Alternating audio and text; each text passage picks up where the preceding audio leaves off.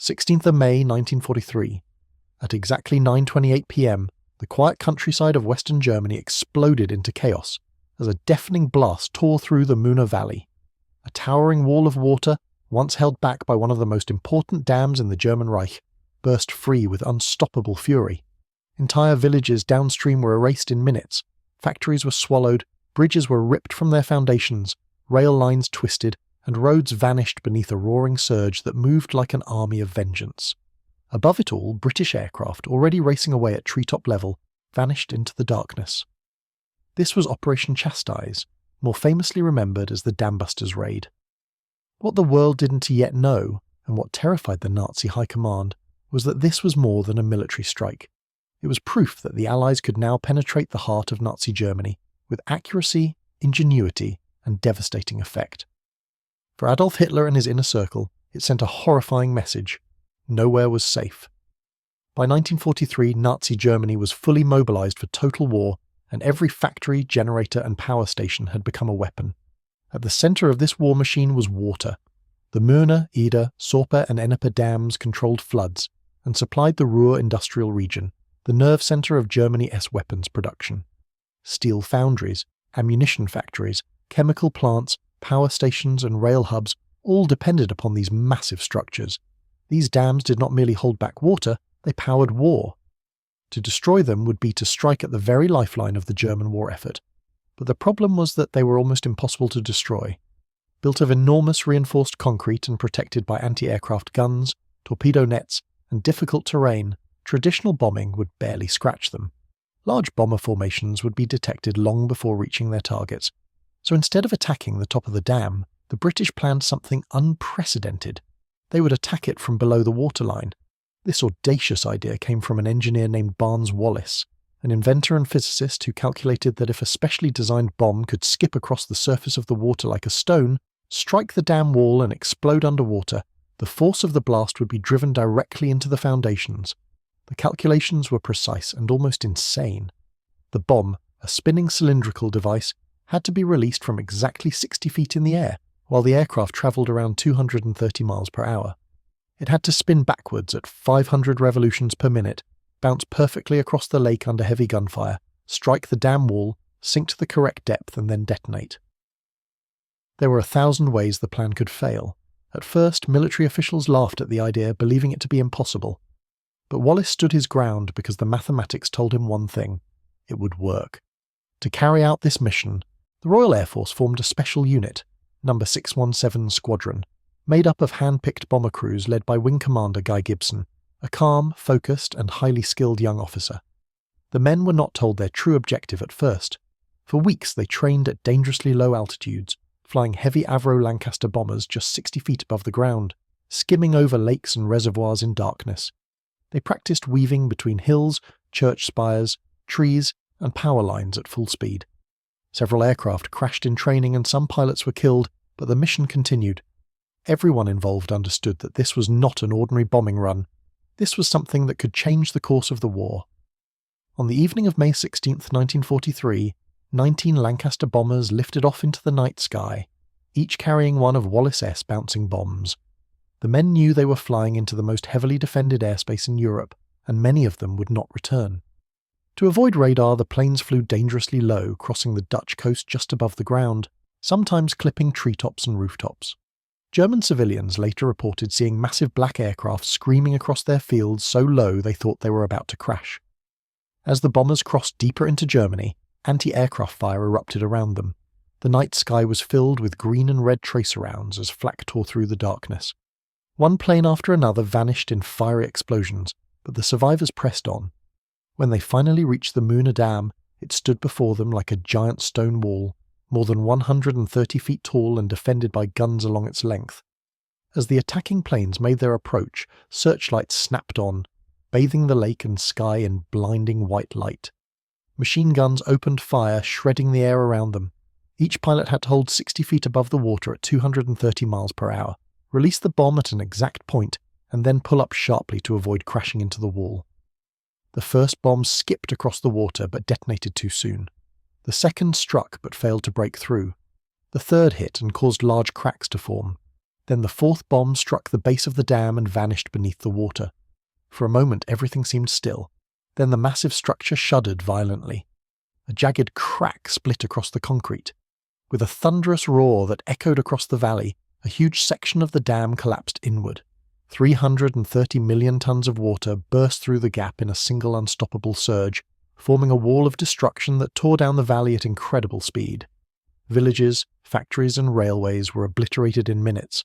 The Muna Dam had been destroyed. Within hours, emergency reports reached Berlin. A major dam was gone.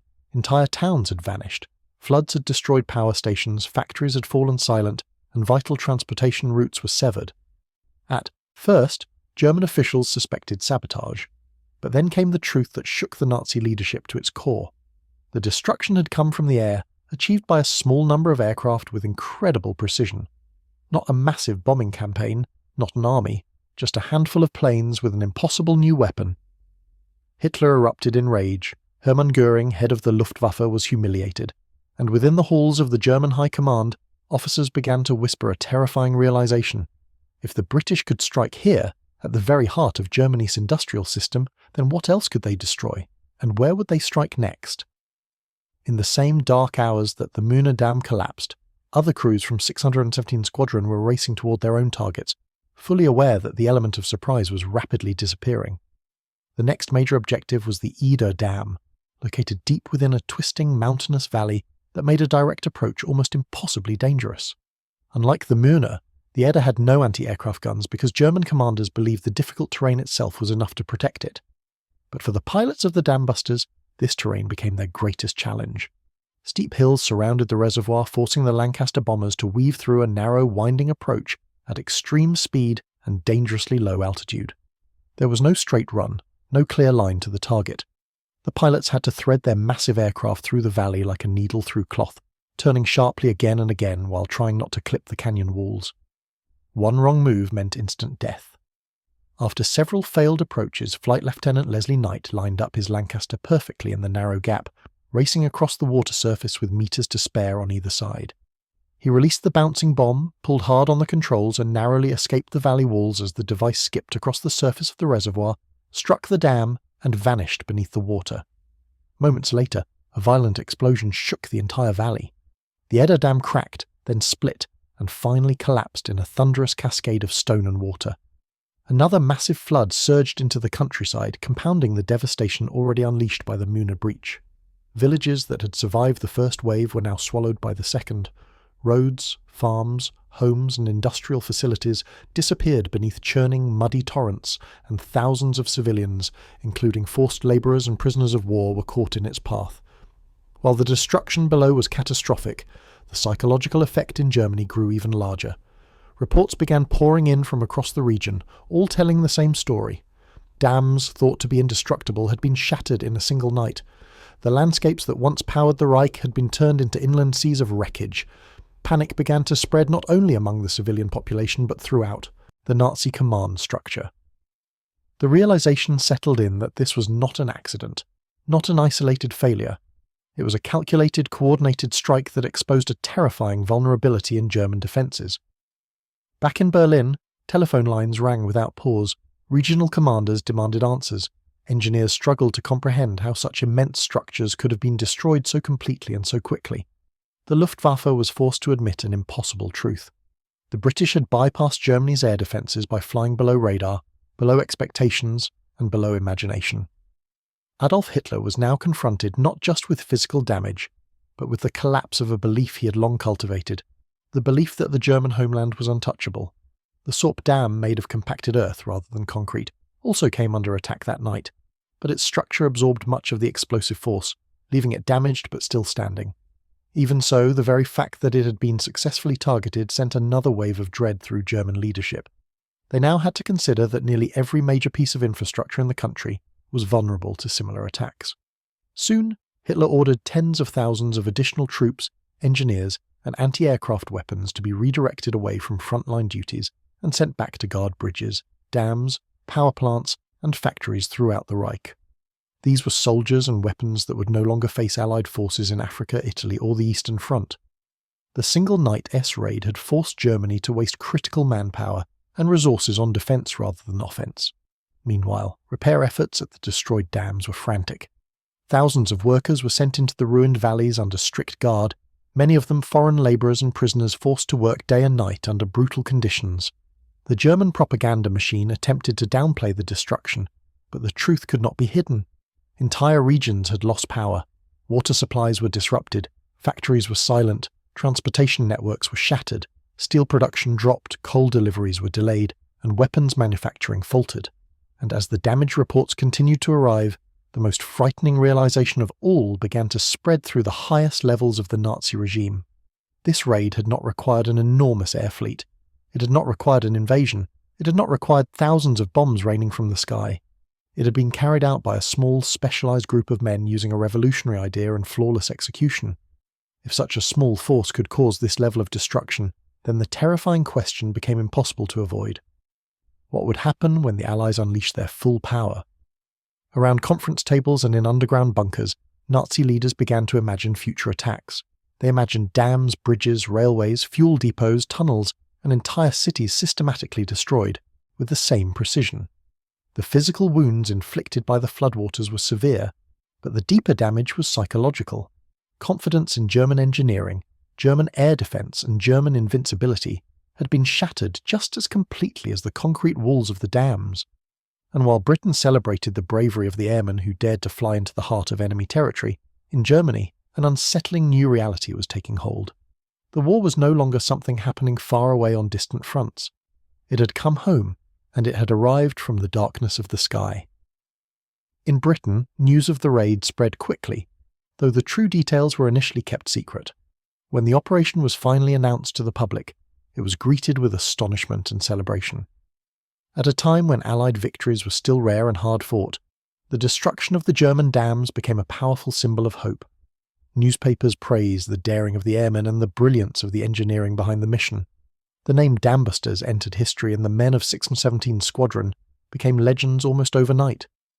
But for those who had taken part in the mission, the reality was far more sombre. Out of the 19 Lancaster bombers that launched that night, only 11 returned. 53 brave airmen were killed in action, and 3 were captured. Many of those who survived would be haunted by the memory of what they had seen on the ground below, knowing that the floodwaters had brought destruction not only to German military facilities, but also to civilian towns and forced labour camps. War had once again shown its brutal indifference to innocence. Yet, from a strategic perspective, the results were undeniable. The Ruhr Valley, Germany's industrial heart, had suffered a severe blow. Power supplies were shattered, water systems collapsed, transport routes washed away, and production of steel, chemicals, and munitions was severely disrupted for months. Repairing the damage required a massive diversion of resources that Germany could scarcely afford. Thousands of workers, engineers, and soldiers were pulled away from the front lines and reassigned to guard and rebuild critical infrastructure. Even specialized anti-aircraft units were removed from combat zones and stationed around dams, power plants, and reservoirs. This redistribution of manpower weakened German defensive and offensive capabilities in multiple theatres of war. The impact, however, went far beyond numbers and materials. The psychological damage inflicted upon the Nazi high command was profound. For years, Hitler and his inner circle had relied on the belief that Germany's interior was untouchable, that Allied forces could never reach the protected core of the Reich with such precision. Operation Chastise shattered that illusion completely. It introduced a new kind of fear, a fear that German engineers could not design their way out of, and German propaganda could not erase. Every critical piece of infrastructure now seemed like a potential target. Every quiet night sky became a source of anxiety. Every distant aircraft engine raised the possibility of another catastrophic breach. From that point forward, Nazi leadership lived with the constant awareness that innovative, unconventional strategies could bypass even the most formidable defences.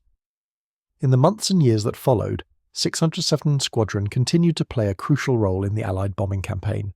They went on to destroy heavily fortified targets such as the massive concrete bunkers that housed German V-weapon programs and U-boat pens. The innovative tactics first proven in the Dam raid became a model for future precision bombing missions. Barnes-Wallis would go on to design even more advanced weapons, including the Tallboy and Grand Slam earthquake bombs, capable of levelling underground structures and fortified positions once thought indestructible. The spirit of bold experimentation and precise targeting that defined Operation Chastise helped shape the future of modern warfare. And yet, even among all the massive operations that followed, the Dambusters raid retained a unique place in history. It was not the largest bombing mission of the war. It did not involve thousands of aircraft or last for days on end. Instead, it was a single, carefully calculated strike carried out by a relatively small number of men with an untested weapon and an almost impossible plan. That is precisely what made it so terrifying to the Nazi leadership. It proved that the Allies did not need overwhelming force to achieve devastating results. They needed only innovation, courage, and precision. In a war defined by mass destruction, this single night stood apart as a demonstration of how intelligence and daring could change the course of events. For Germany, it marked the beginning of a new reality, a realization that superiority in numbers and technology meant nothing if the enemy could outthink you. For the Allies, it provided a surge of confidence and a powerful reminder that even the seemingly invincible could be broken. And as the war moved closer to its end, one truth remained undeniable. On the night of 16th of May 1943, when the waters of the Muna and Eder burst through shattered concrete and swept across the valley floor, it was not just dams that were destroyed. Something far more important had cracked. The myth of Nazi invincibility had been washed away forever.